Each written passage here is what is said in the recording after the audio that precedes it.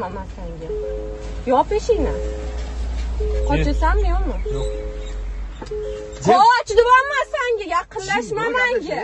Gaplashmayman sen bilan, qoch. Qoch, men eshikni yopaman deyapman senga. Debilmisan sen, tanimagan odamga quchoqlaysan. Nimaga quchoqlaysan sen? Men tupoymisan sen, tanimagan odamga quchoqlaysan? Qoch deyapman. Хорошо, qoch. Qoch deyapman senga.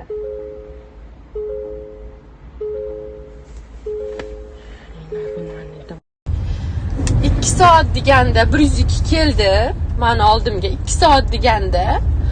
Men hozir aytibman, men eshigim uyimni tagida poylab turgan ekan bu bola. Ertaga uyimni eshigini ham taqillatib kirib kelib nimadir qilib ketsa 2 soatda kelasizlar desam, "Mandamay" deydi. Mandamay bu siz oldingizga uyingizga kelayotgan bo'lsa, "Aman sizlardan yordam so'rayapman. Nimaga kech keldinglar? Men hozir nimadir qilib qo'yganda-chi bu bola" desam, "Men hozir oldim sizni zayavkangizni. Chiroyli gaplashavering" deydi. Nimaga 102 degilar unaqa muomala qilishyapti? Men ulardan yordam so'rayapman-ku, agar menga nimadir bo'lganda-chi. 2 soat ketmadi mana shu bola, oxiri chiqib ketdi. Ketgandan keyin 15 minutdan keyin militsiya kelyapti. Undan yordam so'ragandan ko'ra o'zim hal qilsam bo'lar ekan. 102 ga nima uchun telefon qilinadi yoki men adashdimmi 102 ga telefon qilib? Yoki men ulardan yordam so'rashim kerak emasmidi? O'zim hal qilishim kerakmidi? Bu bolani kim deb so'rayotganlar uchun men bu meni oldimga kelgan bolani men tanimayman bu bolani. Bir marta Samarqand darvozida ham salondan chiqayotganimda mashinamni eshigini tagiga kelgan. Men yaxshi gaplashganman. "Assalomu alaykum, yaxshimisiz?" "Rahmat, yaxshi" dedim. Keyin yaxshi gapirdi-da, "Nomeringizni bering" dedi. "Yo'q, bera olmayman, eshikni yoping, men bera olmayman nomerimni sizga" dedim. Eshikni yopib ketdim.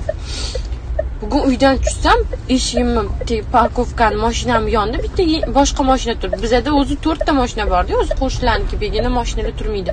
Unda qaradimda o'tib ketdi, mashinaga o'tirishim bilan bitta bola shunday mashinamning eshigini ochdi.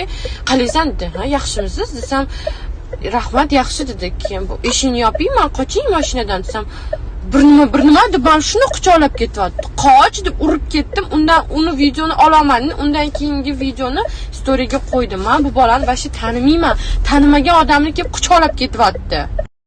Mendan telefon qilib hol-ahvol so'rayotganlarga rahmat kattakon. Hozir ichki ishlardan telefon qilib bu ish bo'yicha ko'rilayotganini va albatta bu bolani topishi va unga jazo ko'rilishini aytdilar.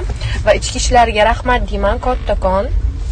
Ma'rifat Shohir Nizomog'li bugun 7-mart kuni 2025-yil Mirzo-Ulug'bek tumanida Yo'ldoshsiz armiyaga nisbatan qo'pol munosabatda bo'lganini tushunib yetdim, uzr so'rayman.